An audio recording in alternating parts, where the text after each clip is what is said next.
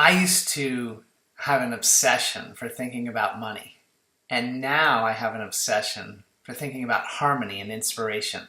In today's video, we're going to look at how structured water has helped me create a life of wealth and abundance beyond my wildest dreams.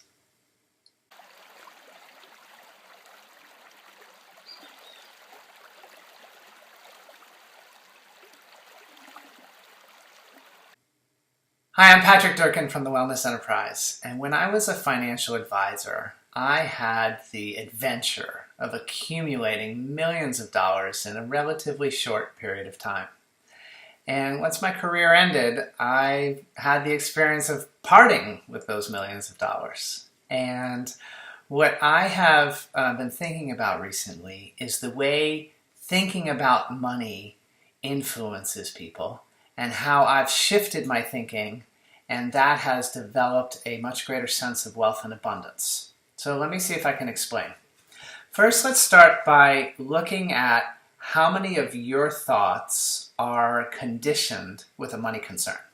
For example, when you go to the market, do you look at the colors and the flavors and think about all the different aromas and think about how an individual food would best nourish your body, mind, and spirit and pick it for that reason?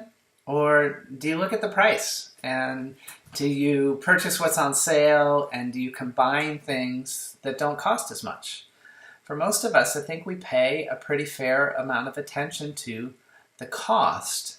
And what I've noticed is that that type of thinking, while it's often couched in being mindful of one's budget, or being sensible, or these type of things, there's some poverty mentality in it. And I know this from personal experience. The same thing with lots of other things, like the activities that you choose for yourself.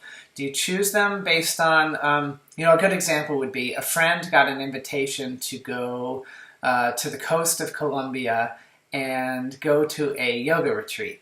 And it was a very illuminating idea for her, and yet she didn't even really consider going because of the cost. Think about the things that your children do. Think about just the way you spend your time and the way you live your life. And I think you might start to notice that many decisions, many choices are made with financial concerns in there. And those financial concerns often have to do with lack. Now, when I switched careers and got into the structured water industry, I began to open up a world of discerning subtle energies. I haven't always been so energetically sensitive, but I've become more and more so. And as I've become more so, it's led me to understand the distinctions between harmony and chaos. I really like to think about harmony and chaos. And what I like to do is cultivate harmony in my life. I'm looking to just continue to add things that make me feel good. I went to a show recently and I added this. It's on my desk. It makes me feel good. It's got a nice energy to it. I feel warm and centered when I'm around it. So I'm directing my attention to creating harmony. And I'm also looking for the things that inspire me. Like, what makes me really excited? And forget the financial consequences. If it makes me really excited, then, let's do it. So a perfect example is a friend invited me to go to a business conference in the Phoenix area. And I went because of my respect for him and not so much because I thought it would be great for my business. I was open to it being great for my business, but it didn't have a clear outcome that I expected to have for business. I went anyway, and while there, I spent 3 days visiting some of our affiliates and some of our business associates in Sedona, basically living in a community that's on crystals for a couple of days.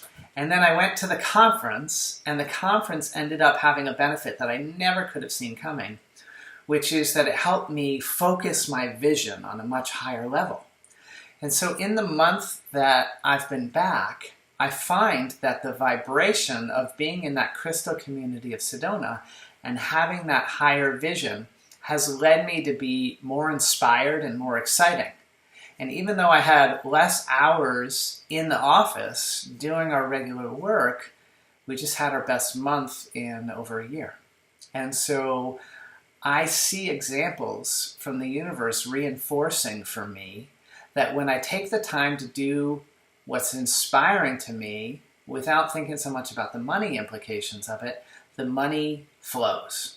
Another example, and this one I find to be utterly hilarious, is I'm wired to work hard.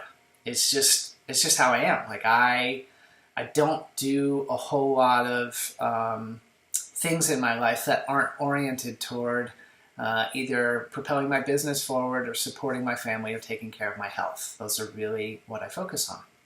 And having been through adrenal fatigue in my last career, I've learned that if I don't take time to rest during work, the work week or the month, that if there aren't rest times built in, that I will actually fall apart.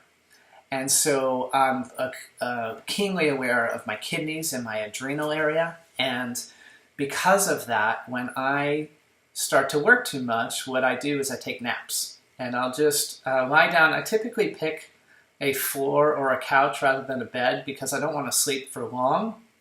I just want to sleep for a little bit. And the funniest thing has happened with the universe.